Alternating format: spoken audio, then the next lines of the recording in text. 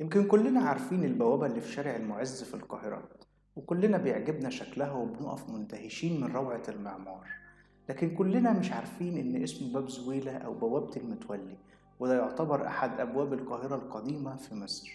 الباب ده بيتشهر إنه البوابة اللي علق تحتها رؤوس رسل هولاكو قائد التتار، وده لما جم القاهرة وفي نيتهم تهديد لمصر، وبمعنى أصح وأدق جم لقدرهم، لأن ده اللي أدى في النهاية إلى القضاء على المغول وإنشاء دولة المماليك.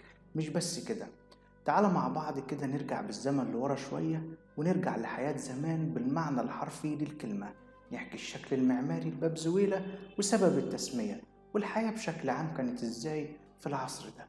أنا محمد فرج جايلكم من الزمن اللي كان، وانتوا دلوقتي معايا في حياة زمان.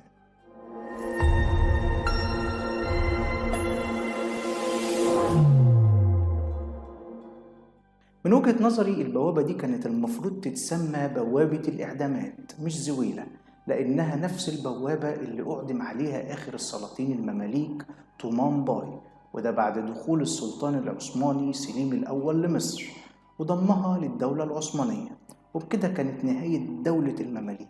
البوابة تم إنشائها سنة 485 هجرية. البناء بيتكون من كتلة بنائية ضخمة عمقها كان 25 متر وعرضها 25.7 متر، وارتفاعها 24 متر عن مستوى الشارع. انت متخيل معايا عظمة البناء؟ الباب كمان كان بيتكون من برجين مستديرين، تلت الكتلة البنائية طالع خارج السور، وبيتوسط البرجين ممر مكشوف بيؤدي لباب المدخل. كمان بيرتفع البرجين لثلثي الارتفاع في بناء مصمت. أما بقى في التلت العلوي حجر الدفاع بيغطيها قبو طولي يتقاطع مع قبو عرضي. أنا نفسي مش عارف أقول غير إن اللي بنيها فعلا فنان. طب اشمعنى اتسمى بزويلة؟ الاسم زمان ما كانش بيجي من فراغ كده، لأ، ده بيكون ليه قصة وحكاية. اتسمى سعادة البيه ويا ست هانم بالاسم ده عشان كان بيودي القوافل المتجهة غربا نحو مدينة زويلة في عمق الصحراء الليبية. كمان هناك قبلة باب محصن بنفس الاسم، باب زويلة، في مدينة المهدية في تونس. وكان في مدينة زويلة القديم على طريق مدن القوافل وأحد مراكز التجارة مع أفريقيا. بوابة زويلة ليها بناء معماري مميز وفوقيها 2 مأذنة بتخليها واحدة من أهم المعالم الأثرية في القاهرة الفاطمية، ولأنها كمان البوابة الحجرية الباقية من السور الجنوبي لمدينة القاهرة الفاطمية. موقعها بالظبط كان عند نهاية شارع الخيامية، وتفتح على شارع المعز اللي بينتهي بباب الفتوح، اللي أنشأها الوزير بدر الجمالي في عهد الخليفة الفاطمي المستنصر بالله سنة 1092 ميلادية. وسميت البوابة بزويلة نسبة برضه لقبيلة جاءت من شمال أفريقيا مع قائد الجيوش الفاطمية جوهر الصقلي، وسكنت بالقرب من البوابة. كمان اتقال عليها بوابة المتولي، لأن متولي الحزبة في العصر الفاطمي كان دايما يقعد عند البوابة لتحصيل الضرائب. المقريزي والقلقشندي كان ليهم رأي مختلف، قالوا لنا إن البوابة دي أنشأها جوهر الصقلي، وكان في عصرهم بالقرب من مسجد سامي بن نوح، وإن البوابة الأولى كانت بفتحتين متجاورتين.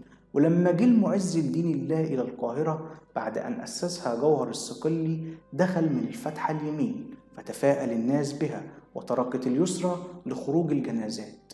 البوابة كان ليها شهرتها في التاريخ المملوكي والعثماني.